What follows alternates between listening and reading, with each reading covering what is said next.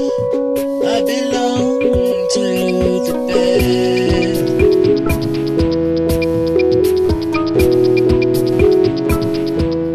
Hello and welcome. You're tuned to the 18th edition of Technolotics, recorded this week in my apartment /house /pub. So if anyone walks in or otherwise disturbs the recording, we do sincerely apologise. You live in a pub, Gareth? I do. I live in a pub. Should we go for Francis? Yeah.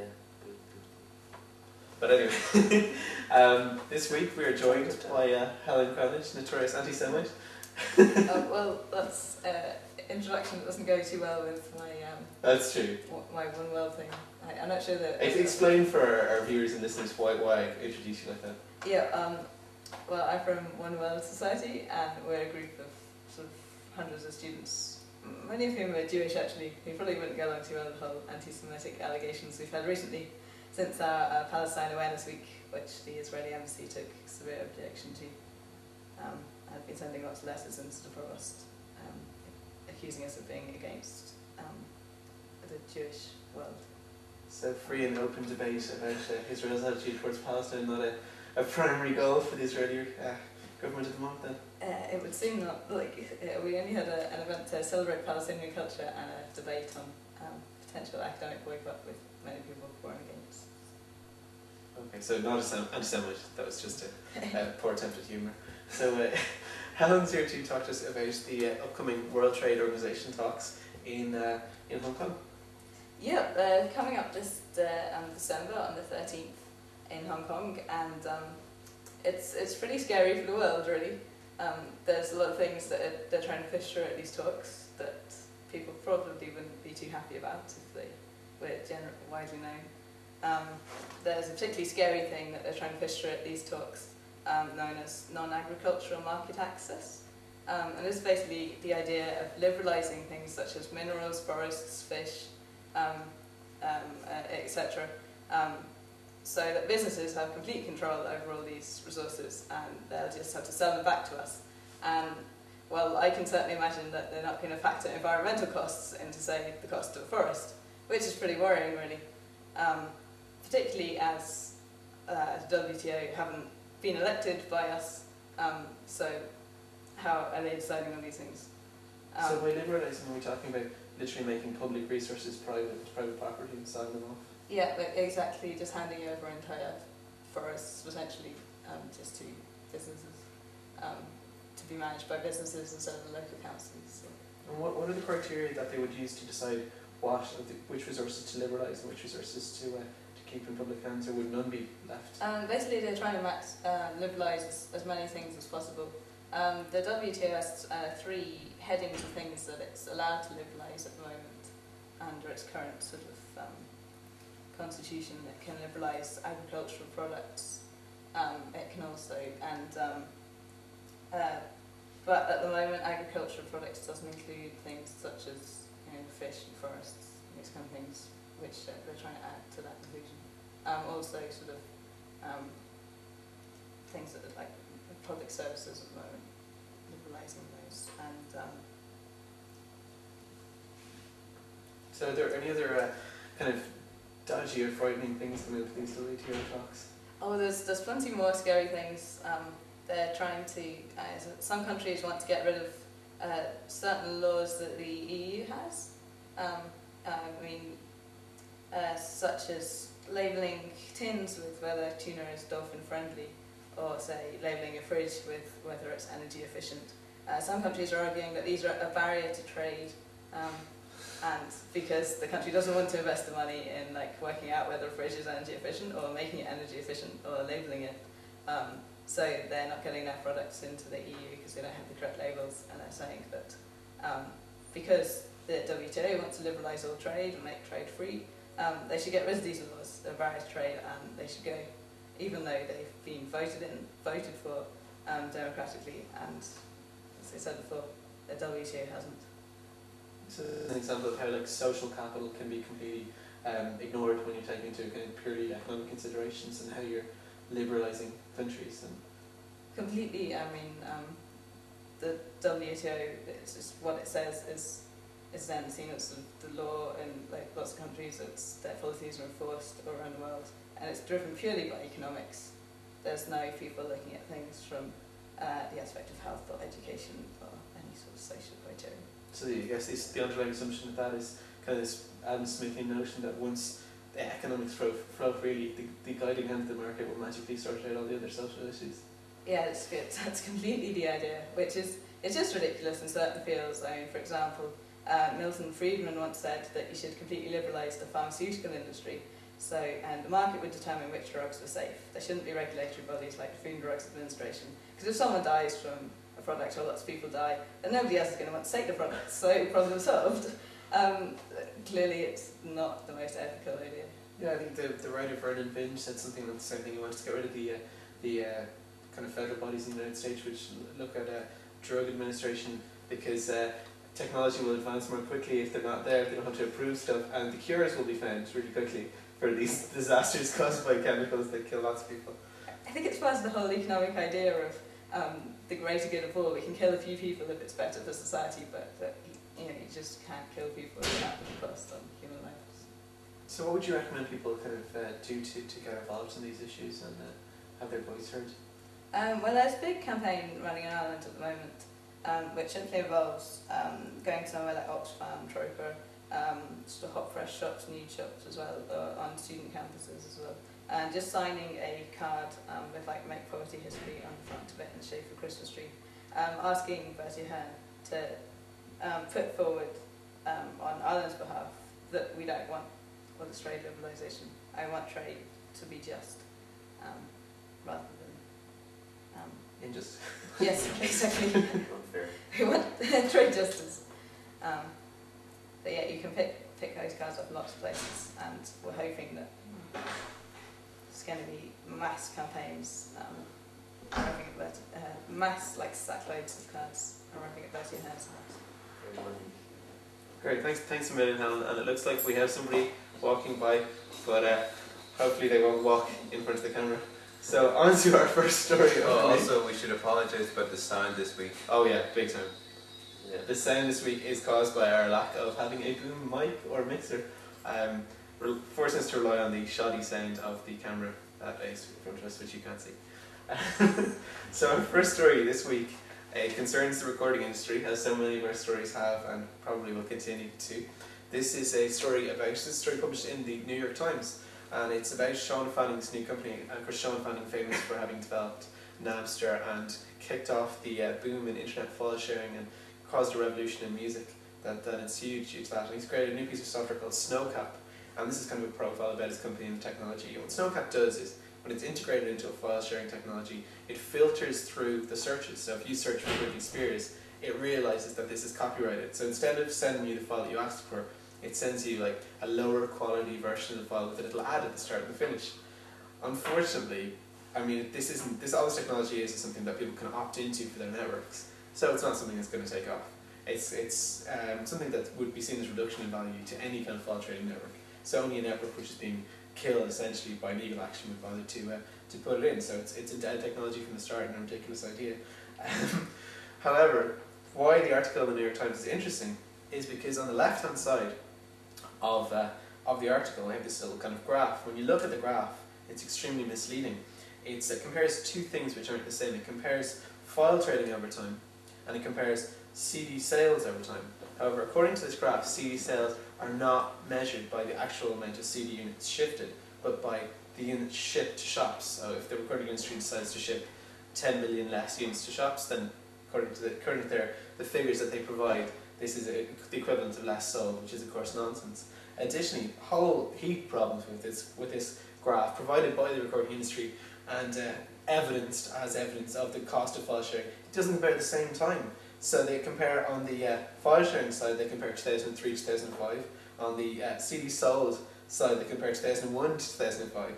Even more hilariously is the most recent figure is 2005, but they don't have the figure for the first 6 months, so the bar is half the length. So it makes it look as if there were half the CD sold, but it's only 6 months, so it's ridiculous. Many things wrong with that. This kind of ties into Slate.com, which is a really good magazine, owned bizarrely enough by Microsoft. They've had a whole week of looking at education in the United States, and one of the professors that they spoke to, and there's a podcast that you can download from Slate, I really recommend it, and it kind of goes into all this. And one of the professors that they spoke to during this look at American postgraduate education, undergraduate education, he was kind of pointing out that statistics are so important, and statistics, something a lot of us have to do in college, really unpleasant, but they really are important because they really get to the root of understanding what's going on a day-to-day basis in the news and the information that you're being fed, and realising when you're being lied to and manipulated. Exactly, numbers don't lie as well. But they can certainly mislead. Exactly. Apparently there's 3 types of lies. Lies, damn lies, and statistics. So, I mean, numbers can be manipulated in the right way to make it, follow a certain argument. So you can say the numbers don't lie, but they can certainly be presented in a way which can mislead people. Obviously in this case, they have been presented in a way which will mislead people into thinking a certain thing. So while the information hasn't actually been changed, it has been presented in a certain way. Glossed. Yeah, exactly. Of course, Ronald Reagan was very famous for giving a presidential debate against his competitor, a Democratic competitor, one of the times he was standing, and the guy standing against him gave all these statistics about poverty and what had happened under various Republican regimes, and Ronald Reagan just smiled and looked at the camera and he said, something to the equivalent of, well, that's all very nice, but that's just a lot of statistics. And I think one of the problems with that is that because statistics are manipulated so much and people really don't understand them, they kind of go, yeah, lies, statistics, it's all nonsense. But in actual fact, statistics are really good evidence if they're good statistics, if they're presented honestly, and if they're researched honestly, and they come from good data. But people really do need to learn to understand and comprehend that information. Obviously, we did a story before about how, bad science, about, people doing research and not getting a large enough sample data or something like this. So, people really need to understand that if they interview 2 people and say, oh yeah, we both file share, they go, 100% of people interviewed file share. That's the classic one. When if you look at Sky News, for example, they go to get 40% of our viewers, which represents what? 40% not just of the viewers, but the viewers who texted or phoned in. Exactly. And that's a limited self-selecting sample, which means nothing anyway. It's not, they don't. And they're always very right-wing as well. They're always pretty right-wing, because who else is going to be watching Sky News? Exactly, so it's not a very fair view, and it's not a very wide sample, so you've got to look at that as well. Who are they talking to? Where are they getting the sample data from? Is it wide enough? So obviously, a lot of people don't really have the knowledge of statistics, and some of us here have done it. It's not the most pleasant stuff to be learning. It certainly isn't. So you can't really see too many people sitting down going, I'm going to learn statistics just so I know whether Sky News are lying to me or not. But for I see some undergraduate, miscalculation in your Poisson distribution. Yeah, exactly. but it is important that it's taught at an undergraduate level and possibly even school level. I think statistics are so fundamental that they should really be taught to every kind of student. And again, I hate them. I hate going into statistics class. Big frown on my face every time I walk in, but I'm so glad about the knowledge that's given me. Yeah, well, it could be quite possible that the people who are gathering this information don't really know statistics either, and they're just. I think the recording industry is recording association in America. They know what they're talking about. I like to massage those fingers. This program Snowcap, it sounds like what the MPAA have been doing with BitTorrent and those other networks in the past by flooding in bad data. But they don't see it as bad data. They see it as, you get the song you want. It's just shoddy quality and there's an ad in it. So, but Sean Fanning, the guy, he disappoints me. He wrote an amazing piece of software in Amsterdam. It worked better than any piece of file sharing software has ever worked since. And yet he didn't stand up for what he believed in. He kind of caved under the pressure of the recording industry while they made it illegal, while they manipulated public opinion, didn't stand up and say anything about it, and he has been trying to curry their favour ever since. I think I disagree about it being the best piece of software, but...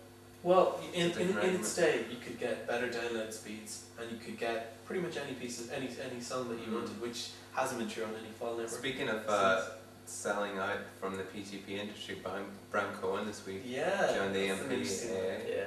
Good old Bram. Big wad of cash, I presume, somewhere. But of course that's misleading too, because he's not going to be able to stop BitTorrent's transfer of That's movies. he's actually just covering his own ass, really. Yeah, and He's probably not making a lot doing of money it. out of it. Well, fair play. Yeah, exactly, fair play to him. But he's going to stop the search that you can run on the site. I know he used that site anyway. That's the hilarious thing. I think the only reason he put the search on the site was so he could stop it in the future and get paid to. Because it's completely ineffective for actually searching for anything. So. Is it? Yeah, I wouldn't rubbish. know. You wouldn't know. Francis is a good little boy. He's never done portion. Never. I never share. Keep it all. It's for all myself. mine. Just my fault. Okay, moving on to our next story.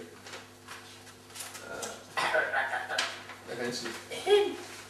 The next story is the Googleblogger article of the week, and he says that this week Robert Cringely's column covers the deployment of the Google data centers at key points throughout the web. These are going to be like massively distributed processing grids.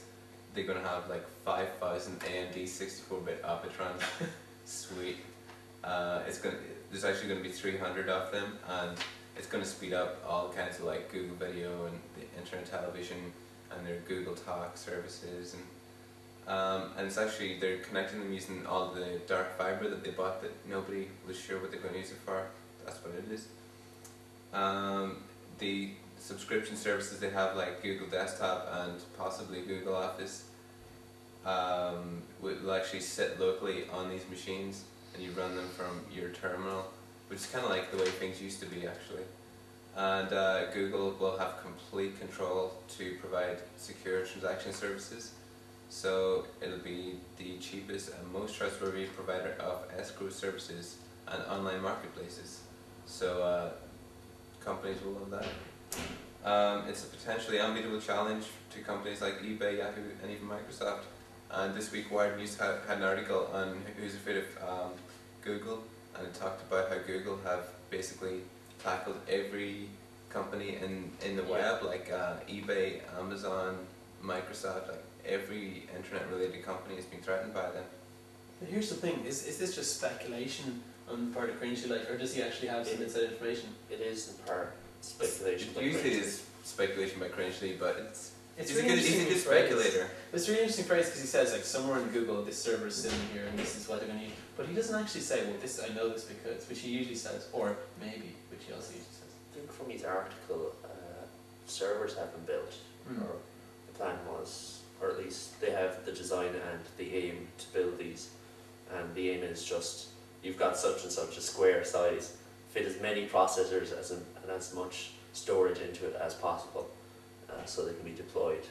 I think After that, he's just saying, what could they use it for?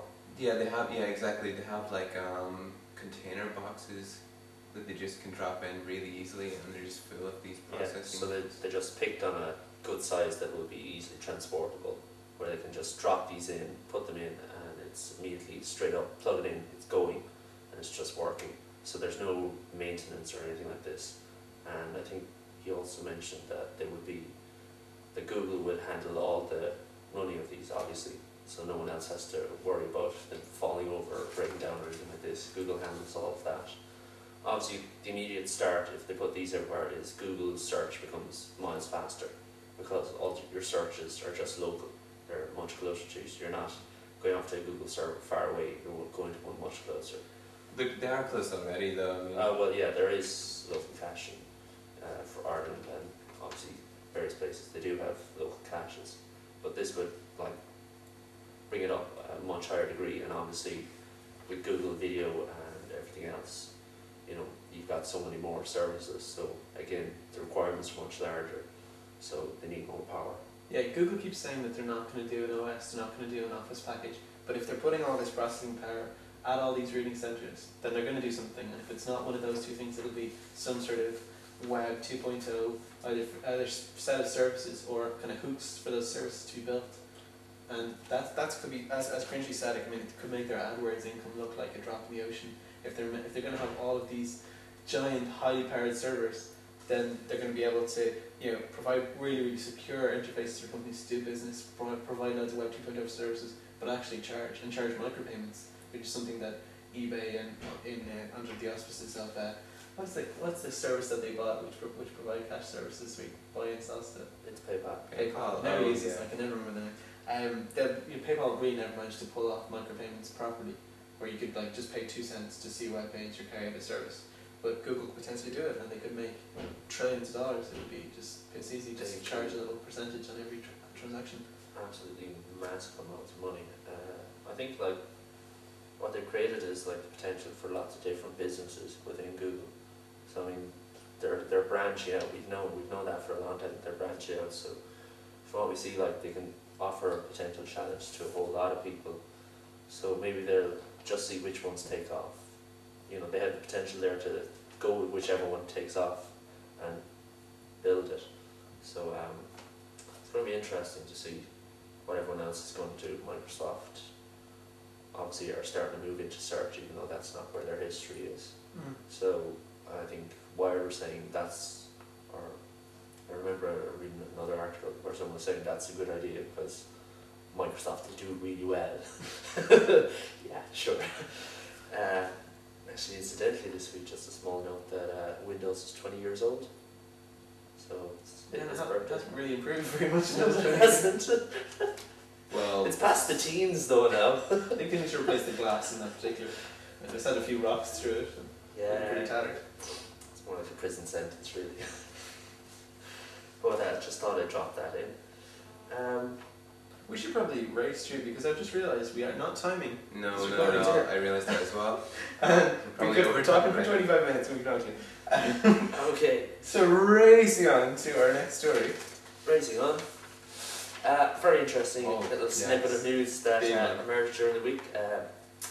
It has been, well, I suppose it's kind of alleged because we can't be sure of this, but there are rumours and it's been going around that George Bush allegedly wanted to bomb Al Jazera. It's in Qatar? Which country Yeah, is it's in it? Qatar. Qatar, It's yes. in Afghanistan and in But they're based in Baghdad. Qatar. Yeah. Qatar-based television station, best known for showing videos of U.S. Army personnel who were captured by insurgents in Iraq being beheaded live on TV. Or And at they- least and they show show- videotapes. They show like the sound videos as well, and So yes, they do broadcast these videos and any of those videos they show.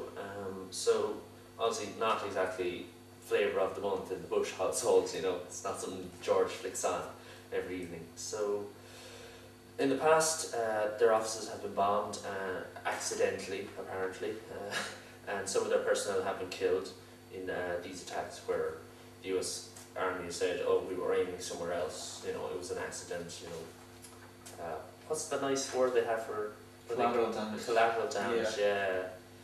Collateral It's a nice damage they have euphemism. for naming people unfortunately caught in the crossfire. So in these cases they claimed collateral damage to these offices and the deaths of these people.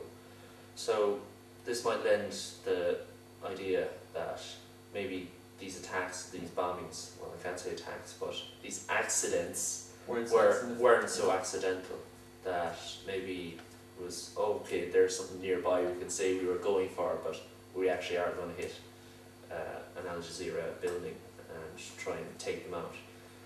But this isn't just an accusation. I mean, there has been a memo leaked in the Yeah, United Kingdom. there's been a memo leaked about a conversation between Tony Blair and George Bush, where Tony Blair convinced George Bush not to attack Al Jazeera, obviously because he knew that would just enrage a whole pile of people, not just in Iraq and Qatar, but across the world, because it would be attacked on the media, and who would be safe after that if you don't agree with George Bush? Mhm.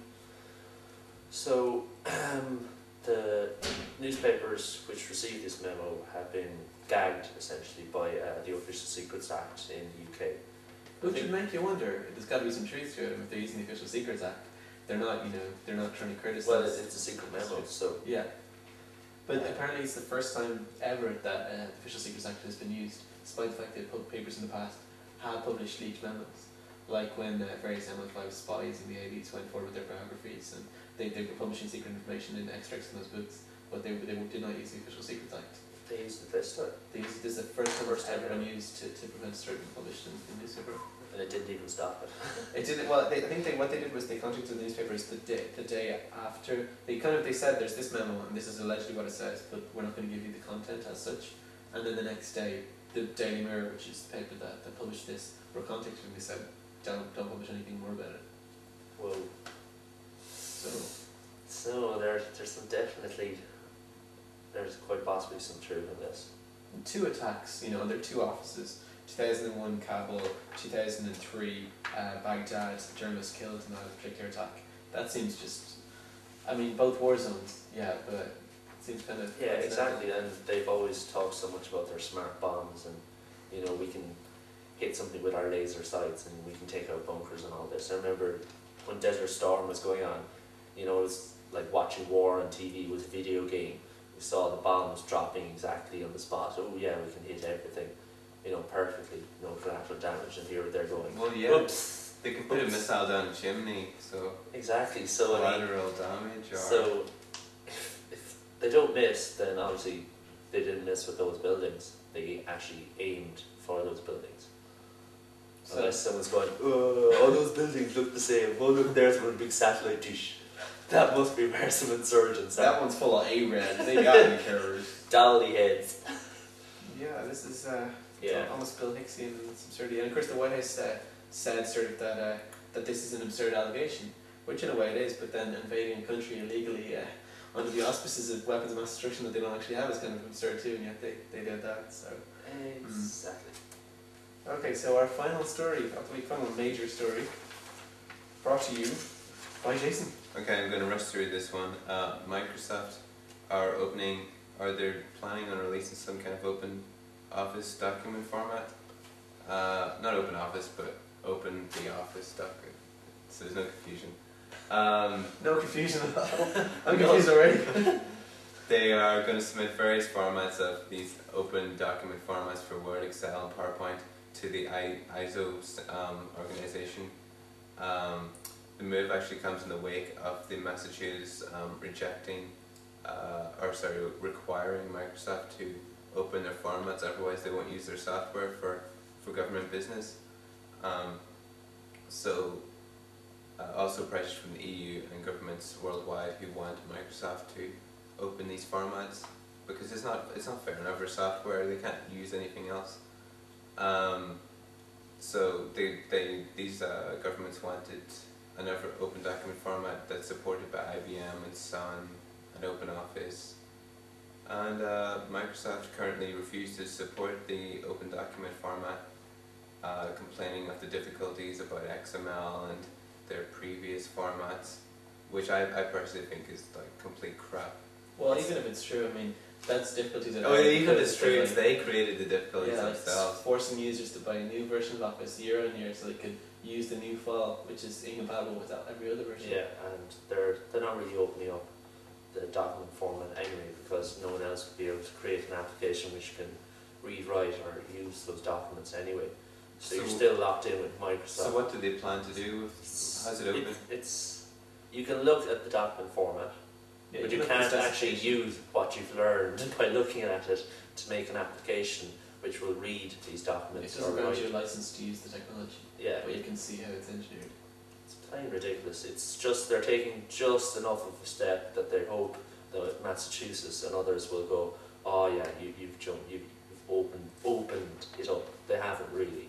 It's really quite clever then, because a lot of people kind of in the EU and in various states in America, whatever, are arguing against the use of Microsoft software on the basis, in theory, that governments can't be sure that they'll be able to operate these documents in the future. If it does become a standard, then well, they can be sure that they can look at these files and stuff in the future.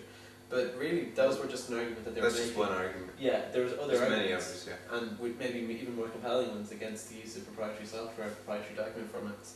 But those are just an easy argument to make, and a kind of very tangible one. So they're really not answering the fundamental question. Yeah, actually I've seen a good book out this week from Neurostarch Press called How to Switch from Microsoft or something like that. It looks like an awesome title. Check it out. Cool. So switch from Microsoft next time. Right now. Nice switching. Yeah. Okay, so let's rush through our short stories. Short stories. Before this tape dies and we're all left here in non-televisual limbo. Holographic Storage. First short story, Holographic Storage, Maxtor have announced that next year, as early as 2006, they're going to launch a 300 gig removable disk with a 20 megasecond transfer rate. So this will be not a replacement for hard disks, but something you plug in, much like the old kind of, what was the company that used to have all this? Zip disks? Yeah, Zip. Amiga zip disks where you could stick them in, and of course technology which became obsolete many a yonk ago, despite colleges continually using them. Well, floppy drives are still around, so Floppy drives are still around for booting reasons though. They're not really practical. Most motherboards that are manufactured can boot from USB. I think they're still around because some people still use them. I've seen it done. Yeah. Yeah.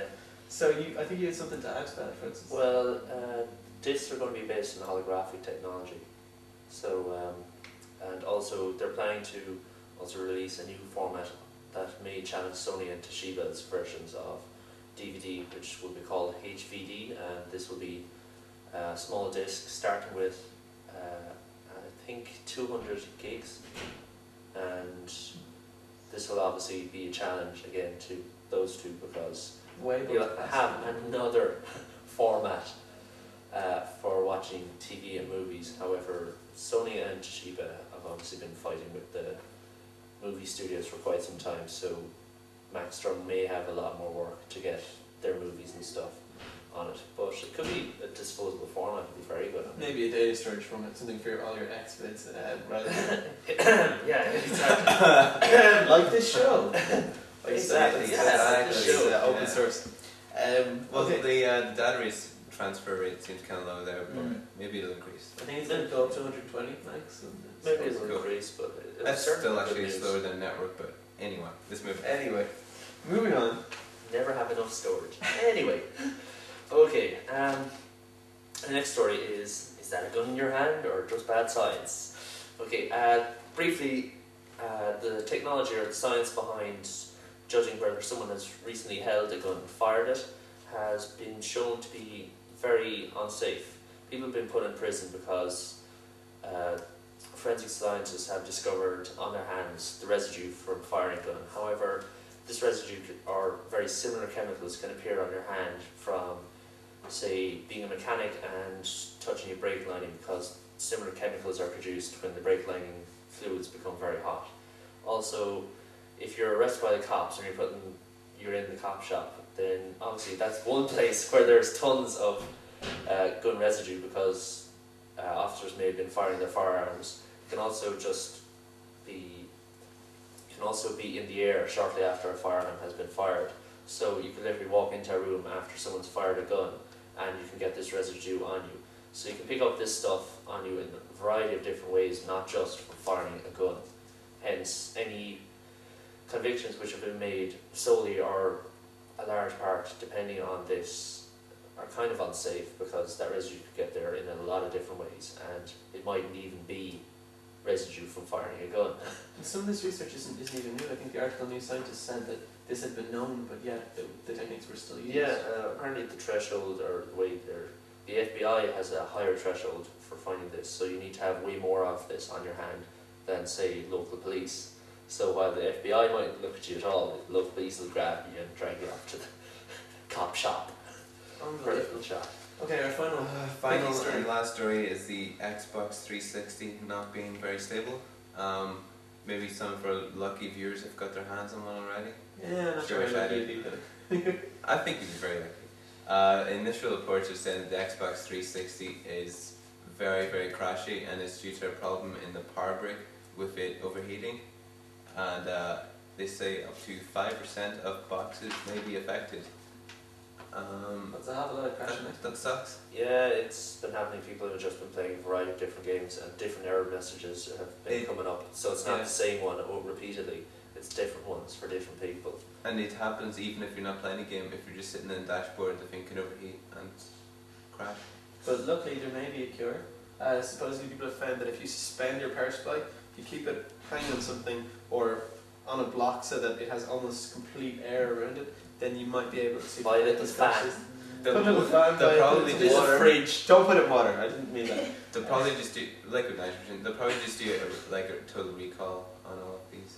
I don't think they're going to do a total recall. Total recall. I will come to your door. I am here for total recall of your Xbox. Come on, they ship millions. They're going to have to ship millions more. They're not going to have time to do a reason. They're just going to let it slide and compensate people who get a bad one. Yeah, exactly. I mean, they're struggling to. People are queuing for hours. Yeah. People are getting mugged, shot mugged. and almost shot. Yeah, Got apparently point. one of the first people who picked one up, he You got get it, mugged about yeah, 5 minutes yeah. later. How He strong got would you stolen be? off. Oh my god. Yeah, so But they have massive heat dissipation problems because these use over 200 watts, over twice as much power as the original Xbox. It's almost as much as their bulk. It's got 3 processors inside, and it doesn't have any special copper salmon heating elements. It's pure brute force fans. It's got, I think, 2 or 3 at the back, just pumping out the heat. So this could actually be kind of almost dangerous in terms of fire hazard if you had this sitting in your carpet. Well, it's a good heater though. I mean, we're in for a cold winter, so yeah, cold winter. Hey kids, sit by the Xbox there while I play some games. It's kind of expensive heater. Bit of an expensive feature, but you never know, it could be cheaper than your fuel bills depending on where you're living and how the price of oil ends up rising in the end. Okay, so media pimp, quickly before the tape dies, going to race through these media pimps. I got a couple of great media pimps this week. Go. Oh, I'm so happy with these. These are the best media pimps ever. Okay, first of all, there's some podcasts you should really listen to. They're from the Accelerating Change Conference 2005, and this is a lot of people, Ray Kurzweil, John Smart, Werner Vinge, people like these, who are talking about change and how it's accelerating, and universal evolutionary systems, and how technology and biotechnology and all these things are coming together and may lead to a singularity. Now, I'm not a singularity believer myself, but these are some really interesting theorists, and there might be something in what they're saying, and it's certainly stimulating. So if you want to listen to those talks, linked off the wiki, they're given to us courtesy of IT Conversations, who provide a lot of really interesting IT-related podcasts. The second one is Flowline. This is a video. This is a company offering some software modeling of fluid systems for movies. So they've got some video of what their software can do in terms of replication and virtual fluid dynamics for 3D graphics. Now, it's all software at the moment, but it should be replicated in hardware in 5 years' time. And this stuff is amazing. It's cutting edge CG, so it's a little video, you can watch that. Finally, erotic fan fiction starring Spock and Captain Kirk. And how did you come across this? Well, it's an interesting story behind that. Actually, a guy showed me last night, but He showed you. I'm not going to go into details. And it features Kirk in drag and Spock in their elder years and how their love affair has dwindled. And it doesn't involve any sex. It's quite romantic. It's really beautiful. Apparently, a lot of fanfic involves the characters being gay. Yeah, it's called slash fiction. It's a really big thing. There's Harry Potter. Yeah. I think there's pedophile Harry Potter slash fiction out there. So I don't know what that tells you about Harry Potter fans, but draw your own conclusions. So as someone else walks into the kitchen and creates lots of noise during our recording, Francis, do you want to give your media pimp before the The 100 worst porn titles of all time. Highly entertaining stuff, So how did you come across these, Francis? I was down the video store. No, it wasn't.